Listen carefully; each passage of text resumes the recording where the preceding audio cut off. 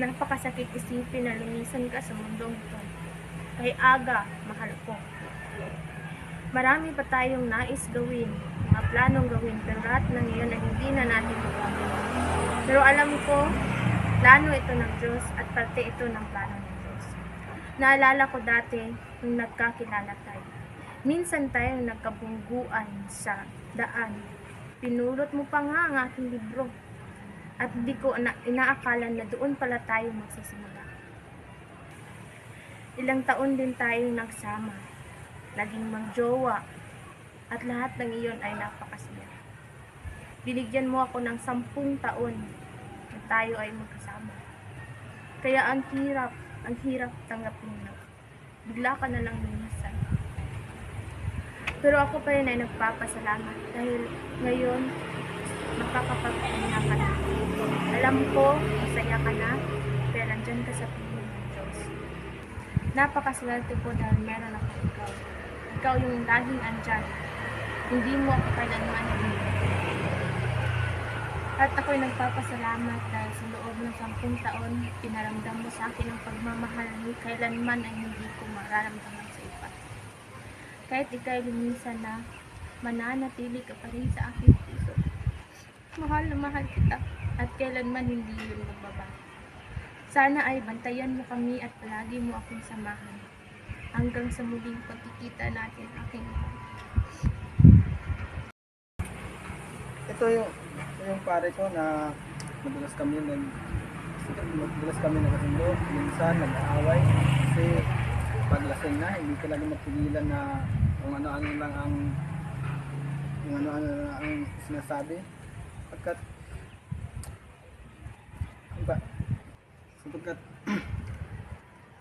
sabi mo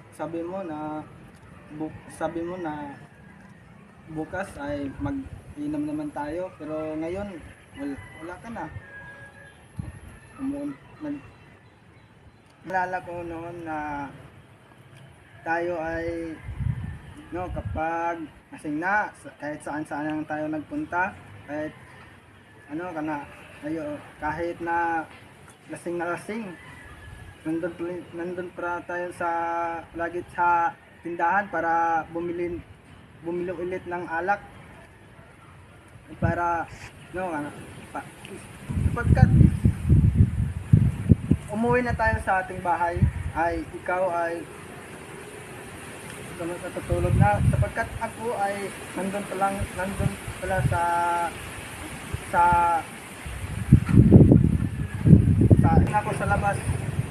ako sa labas para matulog at salamat din sa lahat na sa ating pagsasama na tapat na kaibigan. At ngayon ang ibinilin mo ay alaala na lang sa ating dalawa. At maraming salamat sa iyo, mga kaibigan. Lahat ng bagay sa mundo ay mayroong katapusan. Kasali na rito ang ating buhay na galing sa Diyos. Ano mang yaman o tagumpay ang makakamit ng isang tao, ay hindi niya ito may dadala sa kabilang buhay. Sa makatuwid, ang kanyang mabubuting nagawa ay palaging mananatili sa ating mga puso. Isang halimbawa dito ay ang tiyo kong yumauna. Isang masipag na tao ang tiyo ko. Mabait at madalas na ito'y palabiro. Noong nabubuhay pa siya, nagsumikap siyang pag-aralin ang 4 niyang anak at sa kabutihang palad ay nakapagtapos silang lahat. At hindi lamang iyon, tuwing linggo ay nag-aalay rin siya ng oras para sa Diyos. At hindi lamang iyon, tuwing linggo ay nag-aalay rin siya ng oras sa Diyos sa pamamagitan ng paglilingkod niya sa simbahan. Kaya mahal kong tiyo, kung nasaan ka man ngayon, sana ay masaya ka. Ang iyong mga aral ay nagbukas sa aking mga mata upang makita ko kung ano ang tama. At natutunan ko rin dito na gawin kung ano ang dapat. Kaya maraming salamat sa inyo. Sa kabila ng mga kabutihang nagawa ninyo po sa akin, alam ko po at alam nating lahat na ang tiyo ko ay tao lamang napapanaw rin. At dapat nating tanggapin na walang permanente sa mundong ito. At bilang pagpupugay sa mga magagandang o mabubuting nagawa ng ating mga minamahal na pumanaw na, may tuturing na karapat-dapat na ang pagsasabuhay sa kanilang mga mabubuting ehemplo.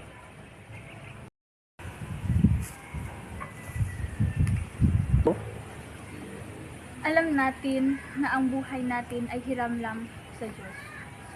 Wala tayong magagawa kung kukunin niya ito. Sa araw na ito ay kinuha niya ang aking tiyo. Siguro'y panahon na upang ang aking tiyo'y hindi mahirapan sa kanyang dinadanas na sakit. Nais ko lamang pasalamatan siya sa kanyang mga gawain nang siya'y nabubuhay pa.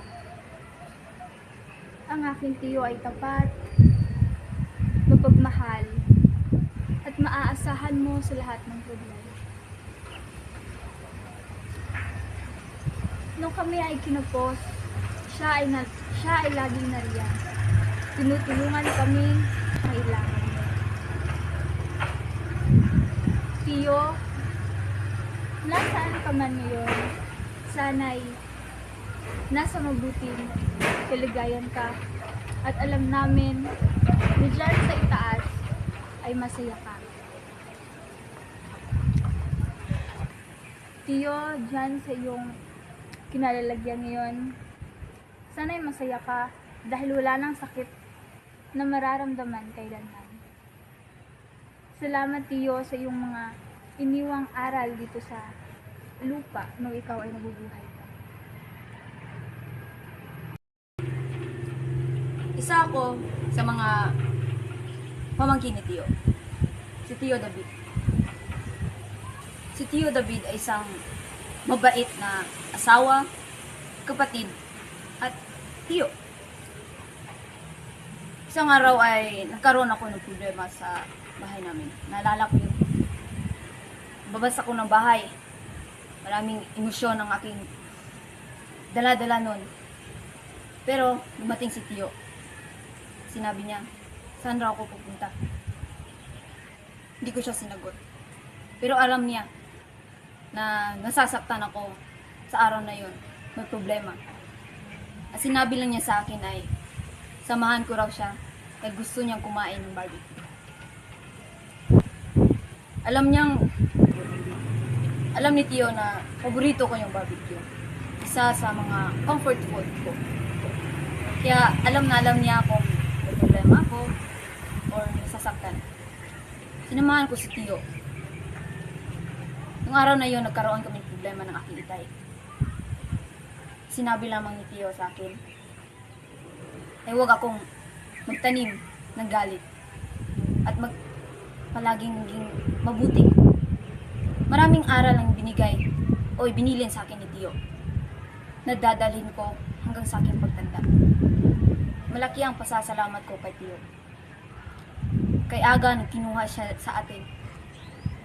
Kay aga nung umalis ka, Tiyo. Ang hirap tanggapin, pero kailangan.